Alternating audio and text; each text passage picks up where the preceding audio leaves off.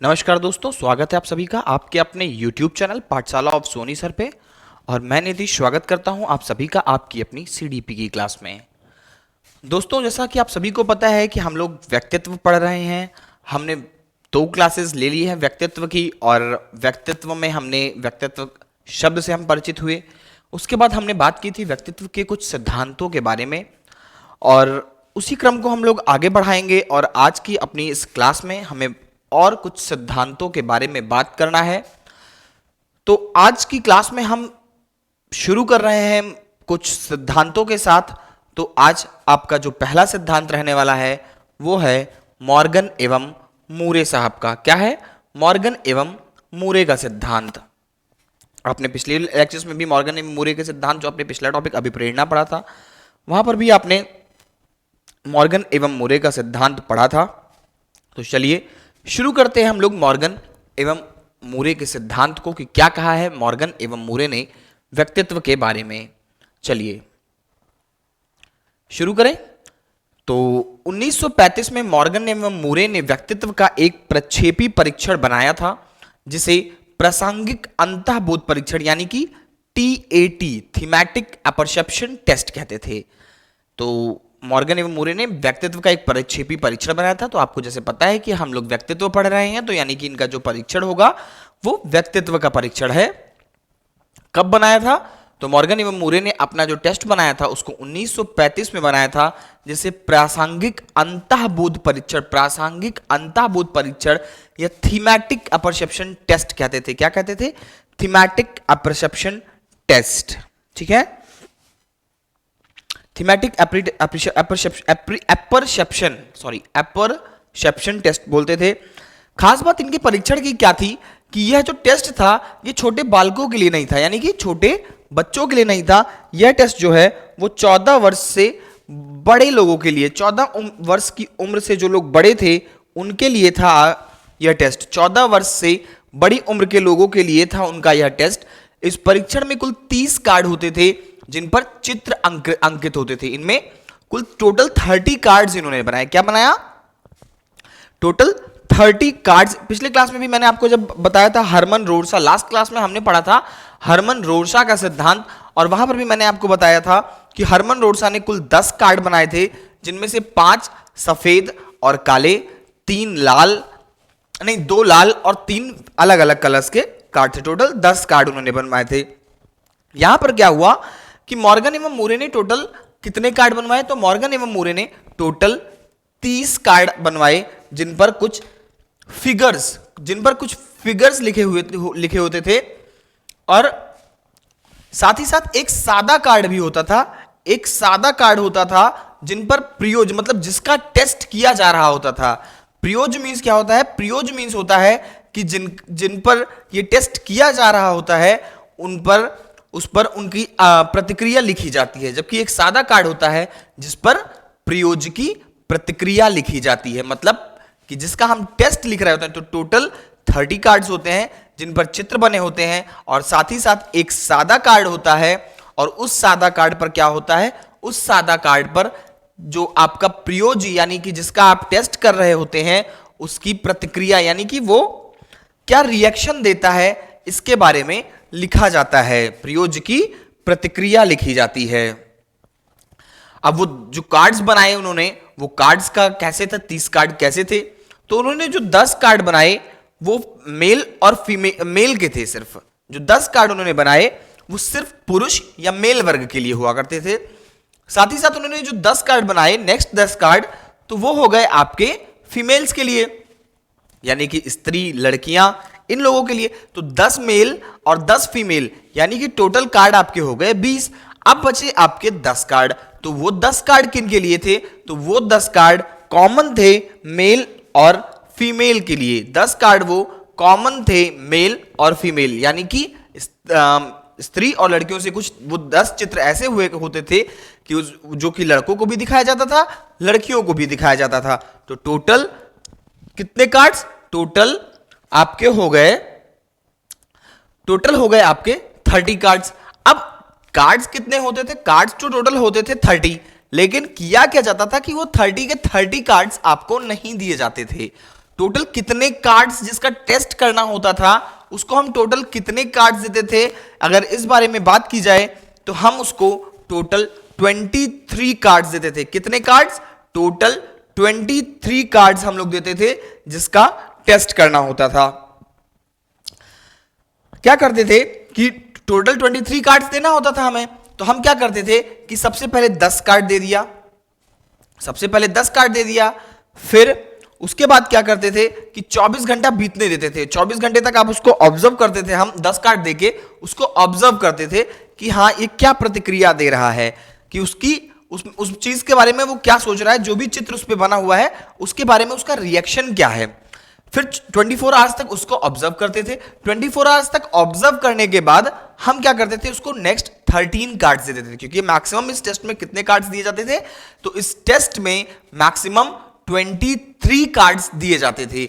अब maximum 23 cards दिए जाते थे, तो मैक्सिमम 23 कार्ड्स दिए जाने का मतलब तो ये हो गया कि मैक्सिमम जब हम उसको 23 कार्ड्स देते थे तो अब 10 पहले दे दिया, उसको ऑब्जर्व किया, फिर 24 घंटे बाद 13 कार्ड दिया। ठीक है, प्रयोज किसी कार्ड को देखकर पूछे गए प्रश्नों के लिए जो प्रतिक्रिया देता है उसी के द्वारा उसके व्यक्तित्व का आकलन होता था, उस व्यक्ति के व्यक्तित्व का आकलन होता था। मतलब कि हम उसने उसको फिगर दिया, अब उससे कुछ प्रश्न पूछा उस फिगर के बारे में। अब आपने अक्सर कहानियों में सुना होगा कि बच्चों को दिखाया गया एक जब काफी टफ एक लॉजिकल रीजनिंग या फिर थिंकिंग एबिलिटी का एक क्वेश्चन आता था, तो उसमें फिगर दिखाते थे और फिर पूछते थे कि आपको इस फिगर में क्या दिख रहा है। अब हर कोई जिसकी जैसी सोच होती थी वो उसको वही चीज दिखती थी। और जैसे कि आपने वो अर्जुन वाली कहानी सुनी होगी, शायद अर्जुन की ही कहानी थी, मुझे एग्जैक्टली याद भी नहीं है, हाँ पर शायद अर्जुन की ही कहानी थी कि सबको बुला बुला के जब पूछा गया, गुरु द्रोणाचार्य ने सबसे पूछा कि आपको एक चिड़िया बैठी थी उस पर क्या दिख रहा है, तो किसी ने कहा कि कितनी खूबसूरत चिड़िया है, कितनी प्यारी चिड़िया है, किसी ने कुछ कहा, किसी ने कुछ कहा। जब अर्जुन को बुलाया गया तो उन्होंने कहा कि मुझे सिर्फ और सिर्फ इसकी आंखें दिख रही हैं। जब उनको कहा गया था कि आपको तीर से इसकी आंखों को भेदना है, उन्हें क्या कहा गया था कि आपको इसकी आंखों को भेदना है। अब देखिए आप क्या कहा गया कि आपको उसकी आंखों, किसी को पत्तियां दिख रही थी, किसी को बड़ी बड़ी टहलियां, उसमें छोटी सी एक चिड़िया दिख रही थी, पर अर्जुन को क्या दिख रहा था? अर्जुन को सिर्फ और सिर्फ अपना लक्ष्य दिख रहा था। तो वहां से उनके व्यक्तित्व, उनका माइंडसेट हमको पता चला। क्या पता करना चाहते थे गुरु द्रोणाचार्य? वहां से गुरु द्रोणाचार्य सिर्फ यही पता करना चाहते थे कि इनका माइंडसेट क्या है, तो इनका व्यक्तित्व कैसा है। तो वही व्यक्तित्व जानने के लिए ऐसा ही एक टेस्ट है कि जो उसमें आपको चित्र दिखाए जाते थे, कार्ड्स दिखाए जाते थे, फिर उसके बारे में आपसे प्रश्न पूछा जाता था और उस प्रश्न के द्वारा फिर यह डिसाइड किया जाता था कि आप उसका जैसा आंसर देते थे, आपके हम व्यक्तित्व का आकलन उसी अनुसार करते थे। आपके व्यक्तित्व का आकलन भी हम लोग उसी अनुसार करते थे। समझ में आ गई इतनी बात? चलिए देख लीजिएगा इसको।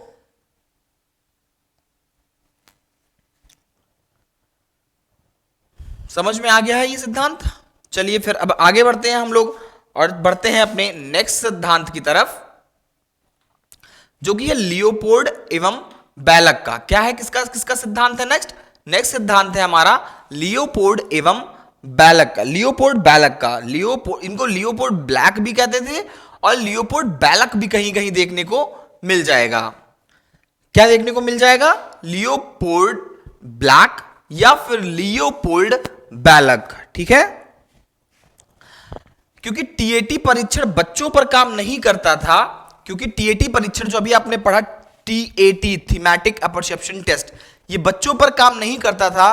तो लियोपोल्ड ब्लैक या लियोपोल्ड बैलक साहब ने क्या किया कि इन्होंने बच्चों के लिए ही एक ऐसा टेस्ट तैयार किया और उसका नाम टीएटी की जगह इन्होंने रखा सीएटी। क्या नाम रखा? टीएटी की जगह इन्होंने उसका नाम रखा सीएटी, और सीएटी का फुल फॉर्म होता है चाइल्ड अपरसेप्शन टेस्ट। और वहीं पर जो आपने पिछला टेस्ट पढ़ा टीएटी, उसका फुल फॉर्म था थीमेटिक अपरसेप्शन टेस्ट। तो वहां पे थीम के अनुसार टेस्ट परीक्षण किया जाता था इस वजह से उसका नाम थीमेटिक रखा गया, और यहां पर बच्चों के लिए स्पेशली ये टेस्ट डिजाइन किया गया था, इसी वजह से इसका नाम पड़ा चाइल्ड अपरसेप्शन टेस्ट। क्या नाम पड़ा? Child apperception test. ठीक है, इतनी बातें क्लियर हो गई? क्लियर हो गई ना भैया इतनी बातें? चलिए आगे बढ़ते हैं। यह परीक्षण कब बनाया गया? तो यह परीक्षण बनाया गया था 1948 में। 1948 से एग्जैक्टली आपकी आजादी के एक साल बाद यह टेस्ट बनाया गया था। CAT याद रखने का तरीका है सिर्फ ये कि अगर कोई पूछ ले कि चाइल्ड परसेप्शन टेस्ट कब बनाया गया, तो अपने दिमाग में रख लो हमारी आजादी के एक दिन बाद, हमारे आजादी के एक साल बाद बनाया गया था। तो हमको आजादी मिली थी 1947 में और हमको ये टेस्ट मिला था 1948 में। इस तरह से आपको चीजें याद रहेंगी। इसमें कुल 10 कार्ड होते हैं और सभी कार्डों पर जानवरों के चित्र होते हैं। टोटल कितने कार्ड? टोटल 10 कार्ड होते हैं और सभी पर जानवरों के चित्र बने होते हैं। क्या बने होते हैं? सभी पर जानवरों के चित्र बने होते हैं। और यह टेस्ट जो है चूंकि बच्चों के लिए डिजाइन किया गया था, इस वजह से यह टेस्ट बच्चों के लिए डिजाइन किया गया था, इस वजह से यह टेस्ट 3 से 11 वर्ष के बालकों के लिए था। यह परीक्षण कितने वर्ष के बालकों के लिए था? तो यह परीक्षण 3 से 11 वर्ष के बालकों के लिए था। कितने वर्ष के बालकों के लिए? तो यह परीक्षण था 3 से 11 वर्ष के बालकों के लिए। एक बार हम लोग जल्दी जल्दी इनको इसका रिवीजन कर लें। क्विक रिकैप देखिए, टेस्ट का नाम CAT child apperception test. Total 10 card, सभी कार्डों पर जानवरों के चित्र, सभी कार्डों पर जानवरों के चित्र, और यह परीक्षण 3 से 11 वर्ष के बालकों के लिए था। कितने वर्ष? 3 से 11 वर्ष के बालकों के लिए यह टेस्ट था, डिजाइन किया गया था। नेक्स्ट ये आपका लियोपोल्ड ब्लैक या लियोपोल्ड बैलक के बारे में इतनी ही बातें रही। अब हम लोग आगे बढ़ेंगे और बात करेंगे हम लोग अपने नेक्स्ट मनोवैज्ञानिक की, जिनका नाम है पाइन और टेंडलर। पाइन और टेंडलर 2 व्यक्ति हैं, पाइन और टेंडलर। इन्होंने क्या बनाया था? तो टेंडलर ने बनाया था वाक्य पूर्ति परीक्षण बनाया। क्या बनाया? Sentence completion test. Sentence completion test यानी कि वाक्य पूर्ति परीक्षण। इसे भी एक प्रक्षेपी परीक्षण माना जाता है। इसे भी एक प्रक्षेपी परीक्षण बताया गया। इसे प्रक्षेपी परीक्षण माना गया, जिसमें कुछ अधूरे वाक्य दिए जाते थे और प्रयोज इन्हें अपनी क्षमता के अनुरूप भरता था। आप लोगों ने भी कहीं ना कहीं सेंटेंस कंप्लीशन टेस्ट जरूर पढ़ा होगा और सेंटेंस कंप्लीशन टेस्ट जरूर दिया होगा। एग्जाम्स में हमेशा पूछा जाता है। जैसे कि फिल इन द ब्लैंक्स को ही ले लीजिए, तो वो भी एक प्रकार का सेंटेंस कंप्लीशन टेस्ट ही है। आपको 4 ऑप्शंस दे दिए जाते थे, बोला जाता था कि इसमें एक करेक्ट वर्ड भर दीजिए जिससे कि ये सेंटेंस कंप्लीट हो जाए। तो बिल्कुल उसी तरह से होता है सेंटेंस कंप्लीशन टेस्ट। ठीक है, तो ये पाइन किसने बनाया सेंटेंस कंप्लीशन टेस्ट? पाइन और टेंडलर ने बनाया सेंटेंस कंप्लीशन टेस्ट। बात करते हैं हम लोग अपने नेक्स्ट मनोवैज्ञानिक की, जिनका नाम है फ्राइड। फ्राइड का नाम से सब कोई परिचित है, तो हम बात करने वाले हैं फ्राइड साहब की। फ्राइड ने व्यक्तित्व का एक प्रक्षेपी परीक्षण बनाया जिसे स्वप्न विश्लेषण विधि कहा जाता है। क्या कहा जाता है? इसे स्वप्न विश्लेषण विधि कहा जाता है। स्वप्न विश्लेषण विधि। फ्राइड मानते थे कि खुद हमारे सपने हमारे अचेतन मन की अतृप्त इच्छाएं हैं। आपको हमेशा यही कहा गया होगा कि जब भी आपने कहा होगा मैंने आज एक बहुत भयानक सपना देखा, तो घर में यही सिखाया जाता है कि बोला जाएगा कि आप दिन भर जो कुछ सोचते हो वही जाके हमारे सबकॉन्शियस माइंड में सेव रहता है और वही रात भर सपने में देखते हो, ज्यादा ना सोचा करो। यही सब तो कहा जाता है घर पे। तो फैक्ट भी यही है कि हम जो कुछ भी सपने में देखते हैं वो सब कुछ जाके हमारे सबकॉन्शियस माइंड में सेव रहता है, और वो जो सबकॉन्शियस माइंड की हम बात करते हैं वही होता है हमारा अचेतन मन।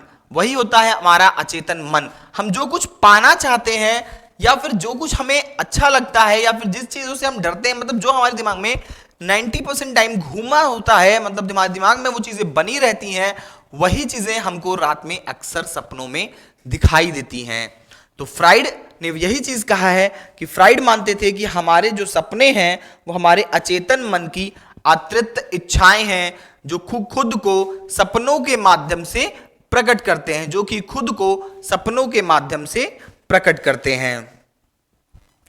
प्रयोज मनोवैज्ञानिक के सामने अपने शब्दों को मौखिक या लिखित रूप से प्रस्तुत करता है। मीन्स जो आपका जिसका हमको व्यक्तित्व का परीक्षण जिसका हमको करना है, वो व्यक्तित्व के सामने अपने मतलब डॉक्टर जो होता है, मनोवैज्ञानिक जो होता है, मनोवैज्ञानिक के सामने अपने सपनों को, मतलब जो कुछ भी वो देखता है उसको मौखिक या लिखित रूप में प्रस्तुत करता है, मौखिक या लिखित रूप में प्रस्तुत करता है।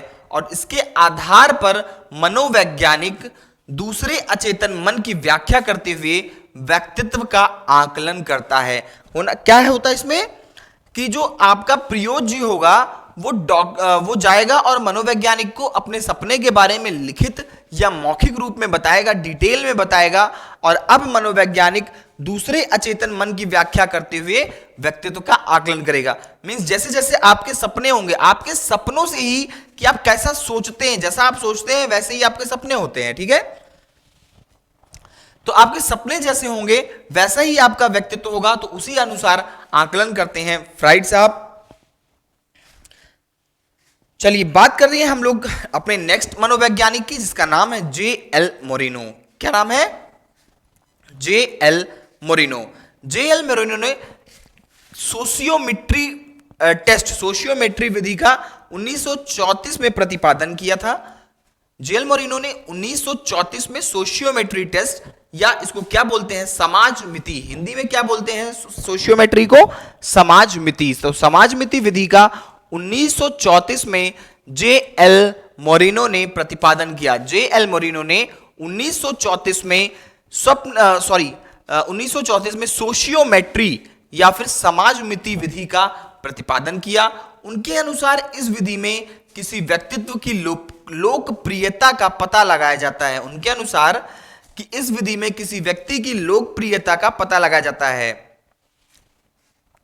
इसमें व्यक्ति की सामाजिक पसंद का ग्राफ तैयार किया जाता है तथा जिस व्यक्ति को सबसे ज्यादा लोग पसंद करते हैं उसे सुपरस्टार कहा जाता है। अच्छा एक चीज बताइए कि इसमें क्यों ऐसा किया जाता है? बहुत ही कॉमन सी बात है भाई। एक बात बताइए, अगर आपका व्यक्तित्व अच्छा होगा, आप बहुत ही अच्छे व्यक्ति होंगे, तभी तो आपकी समाज में लोकप्रियता होगी, तभी तो आपकी समाज में लोकप्रियता होगी। तो बहुत ही सिंपल सा एक तरीका अपनाया जे.एल. मोरिनो साहब ने। इन्होंने बहुत ही शानदार तरीका एक अपनाया और क्या किया कि आपका समाज में लोग आपको कितना पसंद करते हैं, ठीक है, आपकी लोकप्रियता का एक ग्राफ बना दिया कि हाँ इनकी लोकप्रियता धीरे धीरे बढ़ी है कि घटी है, या एक कॉन्टिन्यूअस स्पीड पे बढ़ रही है या एक कॉन्टिन्यूअस स्पीड से चल रही है। इसका एक पूरा डिटेल्ड ग्राफ बना लिया किसने? जे.एल. मोरिनो साहब ने।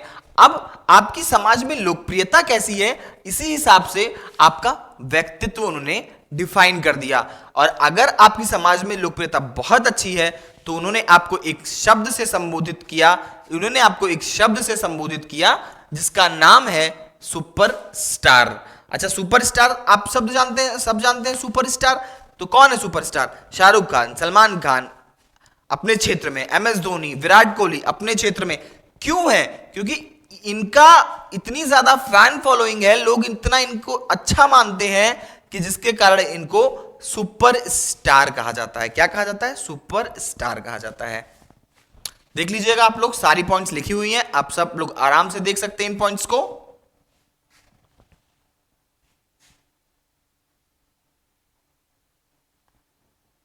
चलिए आगे बढ़े, कुछ और लोगों के सिद्धांतों के बारे में बात कर ली जाए।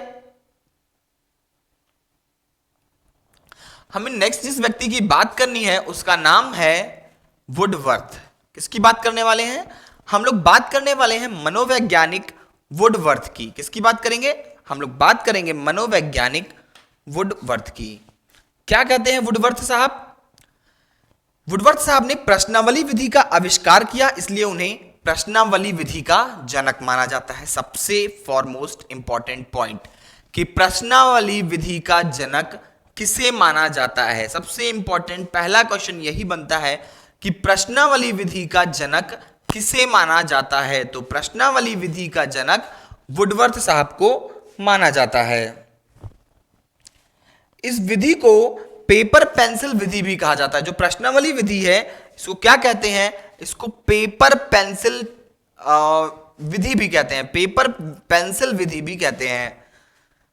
वुडवर्थ ने प्रश्नावली विधि में प्रश्नावली के 4 प्रकार बताए। इन्होंने एक टेस्ट बनाया और उसमें प्रश्नावली विधि से ये व्यक्तित्व का आकलन करते थे। तो प्रश्न, पहली बात तो ये हो गई कि प्रश्नावली विधि को कुल कितने प्रकार बताए, तो प्रश्नावली विधि के कुल 4 प्रकार बताए। तो कौन कौन से हैं वे 4 प्रकार, वो भी जान लेते हैं। पहली प्रश्नावली जो इन्होंने बताई है वो बताई है खुली प्रश्नावली। क्या बताया? खुली प्रश्नावली। नेक्स्ट बंद प्रश्नावली, खुली प्रश्नावली। दूसरा आता है आपका बंद प्रश्नावली। तीसरा आपका आता है चित्रित प्रश्नावली और चौथा आपका आता है मिश्रित प्रश्नावली। Means open questions, closed end open ended question, close ended question, figurative questions, मतलब जो चित्र के माध्यम से जो क्वेश्चंस आपसे पूछे जाते थे वो फिगरेटिव क्वेश्चंस, और लास्ट में मिक्स्ड क्वेश्चन, यानी कि उसमें ओपन एंडेड क्वेश्चन भी होगा, क्लोज एंडेड क्वेश्चन भी होगा और साथ ही साथ उसमें एक चित्र भी दिया जाएगा। और इस तरह के जब तीनों चीजों का एक कॉम्बिनेशन बन जाए किसी क्वेश्चन में तो उसको बोलते हैं मिश्रित प्रश्नावली या मिक्स्ड क्वेश्चनार। क्या बोलते हैं? मिक्स्ड क्वेश्चनार। तो खुली प्रश्नावली, बंद प्रश्नावली, चित्रित प्रश्नावली और मिश्रित प्रश्नावली। मैं साइड हो रहा हूं, आप लोग इसका स्क्रीनशॉट ले लीजिएगा।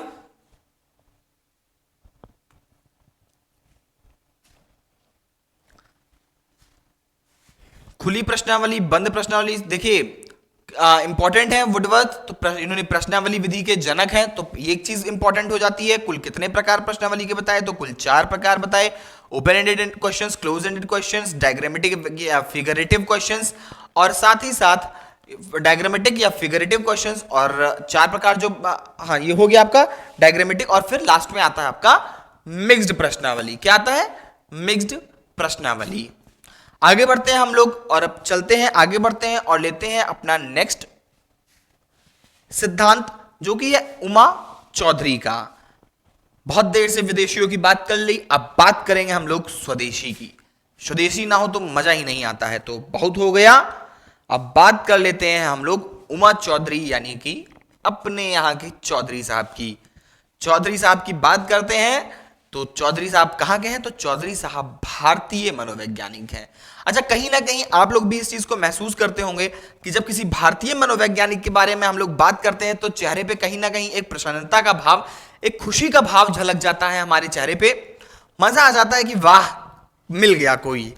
तो ऐसे ही हमारे साथ भी होता है, जब हम पढ़ा रहे होते हैं तो जब कोई भारतीय मनोवैज्ञानिक मिलता है, एक उसको पढ़ाने में एक अलग ही खुशी मिलती है, काफी अच्छा लगता है। अच्छी एक, मतलब समझ रहे हैं ना आप, समझ रहे होंगे आप लोग, ठीक है।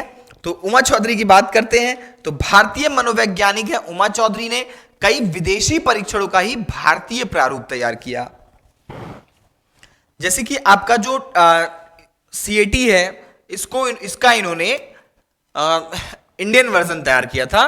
कई तो भारतीय बाहरी जो विदेशी परीक्षण थे उसके इंडियन वर्जन कह सकते हैं उमा चौधरी जी ने तैयार किए थे। तो 1960 में बैलक के परीक्षण का भारतीय प्रारूप तैयार किया, पहला पॉइंट। 1960 में उन्होंने बैलक के CAT, बैलक का कौन सा परीक्षण? CAT, child apperception test, child apperception test, Bellak के चाइल्ड अपरसेप्शन टेस्ट का इन्होंने भारतीय प्रारूप तैयार किया था।